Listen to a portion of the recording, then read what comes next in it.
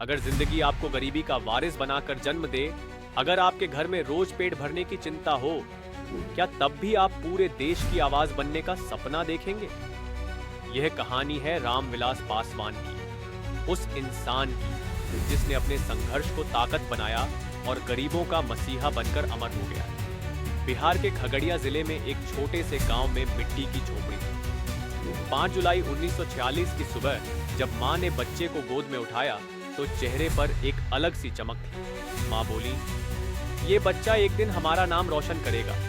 लेकिन गरीबी की हकीकत अलग थी। पिता जमुना पासवान रोज खेतों में पसीना बहाते, शाम को आते और कहते, रामू, हमारे पास पैसे कम हैं पर हिम्मत बड़ी है, पढ़ाई मत छोड़ना, यही तेरी सबसे बड़ी दौलत है। छोटा रामविलास मिट्टी के आंगन में बैठकर पुरानी किताबें पढ़ता, अक्सर रात में टिमटिमाती लालटेन की रोशनी में खुद से कहता, एक दिन मैं इस अंधेरे को दूर करूंगा। समय गुजरा। कठिनाइयों के बावजूद उन्होंने पटना यूनिवर्सिटी से राजनीति विज्ञान और कानून में डिग्री ली। रेलवे में अफसर बने। पहली तनख्वाह लेकर मां के पास गए। मां की आंखें नम हो गई। मां ने कहा, बेटा, अब तो तू खुश होगा। रामविलास मुस्कुराकर बोले, मां, खुशी तो तब होगी जब मैं उन गरीबों का सहारा बनूंगा जो भूखे सोते हैं। 1970 के दशक में देश में बड़ा उथल पुथल था। जयप्रकाश नारायण का आंदोलन चल रहा था।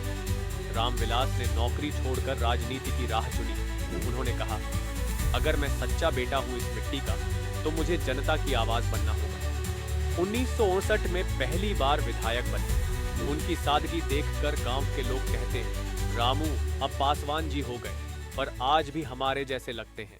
इमरजेंसी खत्म हुई। 1977 का लोकसभा चुनाव आया। हाजीपुर से खड़े हुए लोग उनसे कहते, पासवान जी, आप गरीबों की आखिरी उम्मीद हैं।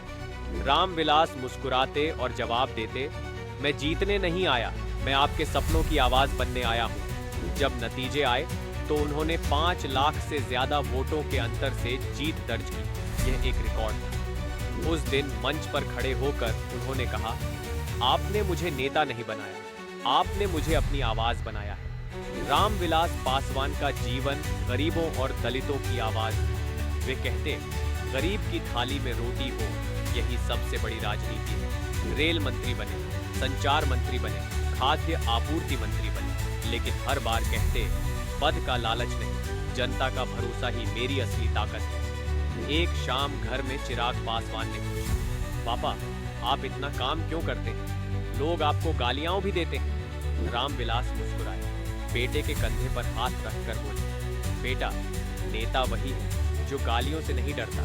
अगर गरीब की आंखों में चमक आ जाए तो गालियां भी आशीर्वाद लगती हैं। याद रखो, राजनीति कुर्सी का खेल नहीं, यह जिम्मेदारी है। चिराग ने पापा की आंखों में चमक देखी और चुप हो गया। 2000 में उन्होंने अपनी पार्टी बनाई, लोक जनशक्ति पार्टी। गांव के एक मंच पर खड़े होकर बोले, यह पार्टी सिर्फ दलित या गरीब के लिए नहीं, बल्कि हर उस इंसान के लिए है जिसे न्याय चाहिए।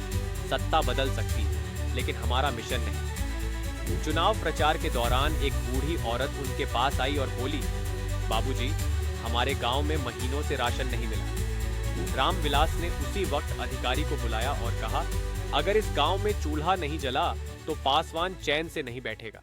8 अक्टूबर 2020 को रामविलास पासवान ने दुनिया को अलविदा कहा। पटना में चिराग पासवान पिता की चिता के सामने खड़ा था। आंसू रुक नहीं रहे थे। उसने फुसफुसाकर कहा, पापा, आप मेरे हीरो थे और हमेशा रहेंगे। आपकी सोच को मैं कभी मरने नहीं दूंगा। रामविलास पासवान सिर्फ नेता नहीं थे, वो उन गरीबों की धड़कन थे जिनकी आवाज कोई नहीं सुनता था।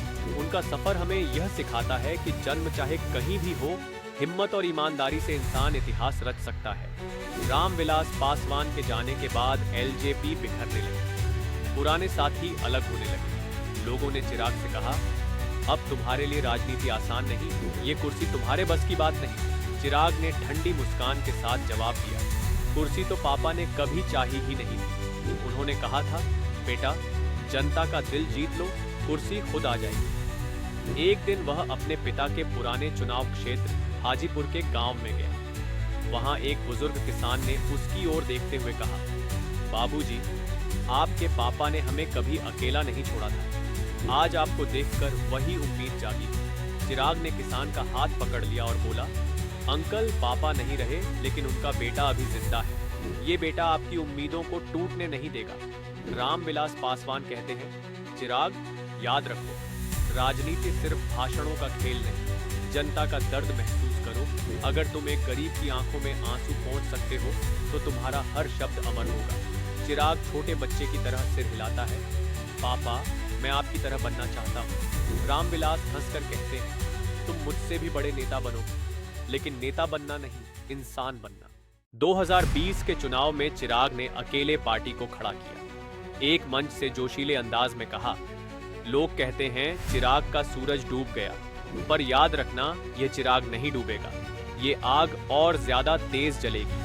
भीड़ जोर से चिल्लाई, चिराग जिंदाबाद। सभी विरोधी दल उसे कमजोर करने की कोशिश कर रहे थे। एक इंटरव्यू में पत्रकार ने पूछा, आपके पास न पापा हैं न पुरानी टीम, क्या आप टूट नहीं गए? चिराग ने आंखों में आग भरकर जवाब दिया, पासवान का बेटा टूट सकता है, झुक नहीं सकता। पापा की सीख मेरी ढाल है। जो लड़ाई उन्होंने शुरू की उसे मैं खत्म करूंगा। एक रात मां ने उसके सिर पर हाथ रखा और कहा, बेटा, पापा हमेशा कहते थे तू सबसे अलग है। अगर उनकी विरासत बचानी है तो डरना मत। सच्चाई और मेहनत से बड़ी कोई ताकत नहीं। चिराग ने हाथ जोड़कर कहा, मां, मैं कसम खाता हूँ, पापा का नाम कभी मिटने नहीं दूंगा। आज चिराग पासवान ने अपनी पार्टी को नए जोश से खड़ा कर दिया है। रैलियों में हजारों लोग उमड़ते हैं। वह मंच पर खड़ा होकर कहता है, रामविलास पासवान सिर्फ मेरा पिता नहीं, हर गरीब का बेटा था। उनकी आवाज को मैं हर घर तक पहुंचाऊंगा। ये चिराग बुझने नहीं दूंगा। रामविलास पासवान का सपना आज चिराग की आंखों में जलता है। हर संघर्ष, हर आंसू, हर हार को वह जीत में बदलने की कसम खा चुका है। यह कहानी सिर्फ राजनीति की नहीं, एक बेटे के उस वादे की है जो उसने अपने पिता की चिता के सामने लिया था। मैं पासवान की विरासत को जिंदा रखूंगा।